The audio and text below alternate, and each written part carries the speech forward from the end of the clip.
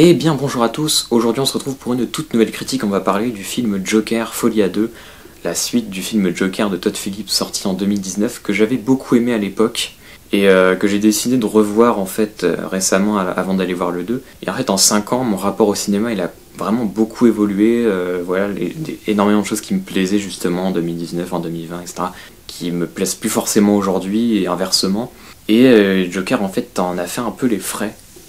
C'est un film que j'avais beaucoup aimé, je pense pour son côté un petit peu galvanisant, etc. De voir un personnage comme ça un peu péter les plombs, quoi. On a tous un côté un peu comme ça, bon, pas de là à aller tuer des gens comme Joker le fait. Et puis, voilà, la société, etc. Enfin, il y avait un truc qui m'avait quand même un petit peu parlé dans ce film-là à cette époque. Et en fait, aujourd'hui, quand je revois le film, je me dis, ouais, enfin, en fait, quand tu creuses un peu, le film est vraiment pas très intéressant. Et voilà, même le côté un petit peu film d'auteur en fait du film. Enfin, voilà, je trouve que c'est un film au final aujourd'hui un petit peu risible. Quand on me dit que c'est un film politique, etc. par exemple, et même moi je pouvais le penser un peu voilà, dans ce côté contre le système, etc. Ben en fait, ouais, tu t'aperçois qu'en fait c'est minable ce qui en est fait, enfin la critique de la société, on va dire. C'est vraiment pas un truc qui intéresse fondamentalement Todd Phillips. Et du coup, bah, en fait, et d'ailleurs même sans dire voilà, que du coup j'ai revu le film et qu'en fait, voilà, j'aime plus beaucoup Joker. Déjà Joker Folie à deux, c'est un projet qui m'intéressait pas en fait à la base. Enfin, pas plus que ça. Enfin, ça m'intéressait un peu parce que je suis allé voir le film quand même. Mais voilà, quand j'ai entendu qu'ils allaient faire une suite alors que voilà, les semaines d'avant, bon, ça fait longtemps qu'ils disent ça, hein, ça fait depuis que le premier est sorti.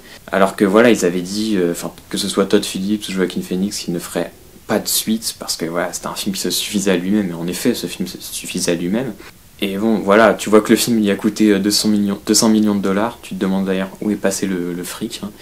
Bah justement, il est passé très probablement dans le cachet de Joaquin Phoenix et même dans le cachet de Todd Phillips. Peut-être aussi dans celui de Lady Gaga. Parce que Lady Gaga, justement, là où dans le premier film, on avait vraiment que Joaquin Phoenix à l'écran, là il y a un nouveau personnage qui vient en tant que Harley Quinn, donc le personnage de Lady Gaga. Et donc le premier film, il avait coûté 50 millions de dollars, et là il en coûte 4 fois plus, et voilà, et sans qu'on voit la thune à l'écran.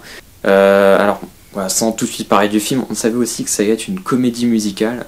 Et à la limite, c'est le petit truc où je me suis dit, ok, du coup, je me dis, ok, pourquoi pas. Parce que je sais que c'est une annonce où certaines personnes étaient un peu déçues, certaines personnes étaient contentes, etc. Et moi, je me suis dit, pourquoi pas, parce que ça veut dire qu'on va pas du tout avoir la même chose que le premier film. Et en fait, c'est compliqué, quoi, parce que, voilà, je vais commencer un petit peu par parler du film. Effectivement, c'est une comédie musicale, mais je pense, en fait, c'est des séquences qui sont comme déconnectées en fait du film. C'est l'impression que tu pourrais faire le même film où tu enlèves toutes les scènes de comédie musicale. Mais en fait, tu peux presque avoir un montage.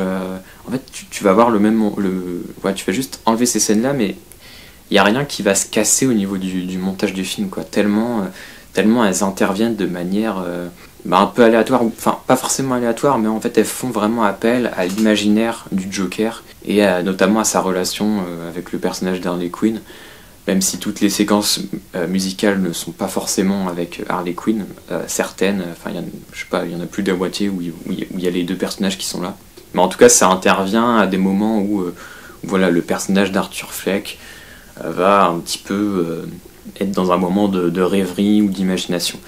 Donc alors, qu'est-ce que ça raconte Joker Folie à deux? Donc, c'est la suite directe du premier, où Arthur Fleck a été est maintenant emprisonné à l'asile d'Arkham, voilà, suite à ses 5 meurtres, même s'il en a fait 6 parce qu'il y a aussi sa mère, mais ça les gens ne le savent pas. Donc les 3 traders, Murray, donc le présentateur joué par De Niro, et puis le personnage voilà, qui lui donne un flingue au début, là, qui travaille avec lui. Et donc, on va suivre un petit peu alors, voilà, comment est-ce qu'il se sent ce personnage, où est-ce qu'il en est. Et en fait, l'histoire du film, ça va être donc qu'il va rencontrer le personnage de Lady Gaga, donc Harley Quinn, qui en fait s'est fait interner donc, dans cet hôpital. Et d'ailleurs, il y a un truc un petit peu flou, enfin pas flou, mais voilà, au final, elle cache un peu son jeu, quoi. Je vais pas spoiler dans cette vidéo, mais voilà, il y a quelque chose qui se trame un petit peu dans cette relation. Et déjà, d'ailleurs, moi je trouve que la mise en place de la relation, alors après, j'ai absolument pas lu des comics ou quoi, où il y avait ce personnage-là. J'ai même pas vu Suicide Squad pour vous dire, donc, voilà, même si j'imagine que c'est des personnages n'ont rien à voir dans ces deux films, c'est vraiment un personnage que je connais mal, que je connais pas. Donc voilà, pour ce qui est des relations entre ce personnage-là et le Joker, en tout cas, je trouve que dans ce film, c'est quand même assez faiblard, la manière dont les deux rentrent en contact. Et donc, en fait, le film, ça va être l'histoire donc voilà, on va voir quelle peine mérite en fait le Joker, est-ce qu'il mérite la peine de mort, etc. Donc, est-ce que voilà, il va plaider plutôt peut-être la folie, ou en tout cas c'est ce que voudrait son avocate, voilà, qui va où en fait on va essayer de déterminer est-ce que quand il a fait ses meurtres, le Joker c'était Arthur Fleck, ou alors est-ce que c'était justement le Joker, quoi. Est-ce qu'il agissait au nom d'un espèce de symbole, etc. Et donc c'est ça, c'est un peu le truc qu'on essaye de déterminer pour connaître ensuite le sort du Joker. Donc en fait on va repasser le premier film, voilà, dans ce tribunal, quoi, où on va retrouver des personnages du premier film, donc le personnage de Zazie Bates par exemple, donc, qui était en fait la femme, ou d'ailleurs la voisine en fait de Arthur Fleck. Voilà, même à un moment il fantasme tout un mot, enfin on peut croire d'ailleurs qu'il est vraiment avec elle, etc. Ou en tout cas il fantasme une vision où il est avec elle, limite voilà, en couple avec elle. Ils vont voir ensemble sa mère à l'hôpital, etc. Et au final, tu apprends qu'en fait, non, ils se sont, à part cette vue dans l'ascenseur quelques fois, et en fait, ils se connaissent pas. Et ils débarquent dans sa maison, etc. Et donc, elle vient témoigner de ça. Et puis, c'est pareil, on va retrouver également d'autres personnages, comme le personnage du nain, voilà, qui a été traumatisé parce que son ami s'est fait tuer par Arthur Fleck. Et d'autres personnages comme l'assistante. La psychologue, on va dire. Je sais plus si c'est vraiment un rôle de psychologue, mais je trouve qu'elle était un peu d'ailleurs le seul moment un peu social en fait du film, quand ils peuvent plus justement voilà, avoir des patients, etc. Ils peuvent plus donner les médicaments, etc. Et c'était un peu un des seuls moments du premier Joker. Et donc ce personnage revient témoigner pour parler de Arthur Fleck. Et donc à côté de ça, tu as aussi le personnage de Lady Gaga, donc Harley Quinn, qui assiste au procès à chaque fois. Et en fait, elle est toujours un peu au fond de l'écran, on va dire, derrière à attendre. Et en fait, tu penses qu'à un moment, peut-être que voilà, les choses vont partir un peu en cacahuète, quoi, et que, je sais pas, elle va faire quelque chose, ou il va y avoir quelque chose d'un petit peu fou. En plus, voilà, tu vois sur certains plans la foule dehors, et puis même des gens, voilà, toujours les mêmes personnages, voilà, qui faisaient les émeutes, etc. Donc voilà, qui voient un petit peu le personnage de Joker comme un symbole, comme un messie, qui sont là, qui s'agitent un peu. Et en fait, on fait jamais vraiment rien de ça. Bon, parce qu'en même temps, c'est pas ce que veut dire le film, donc c'est un peu tout à son honneur, mais du coup, en fait, il ne se passe pas grand chose en fait il ne se passe même rien dans le film. Et personnellement, je sais pas vous, mais moi, savoir si le Joker, quand il a fait ses meurtres, il se sentait plus comme Arthur Fleck ou comme Joker, bon, déjà on est quand même censé avoir la réponse, nous on a vu le film, donc on sait que c'est un peu un symbole malgré lui, quoi, le Joker. Alors peut-être qu'après il y a des gens qui ont une perception un petit peu différente, et en fait moi j'ai pas l'impression d'avoir eu besoin en fait de ce film-là, en tout cas de voir ce procès et de savoir en fait ce qu'allaient déclarer les jurés pour Joker, quoi.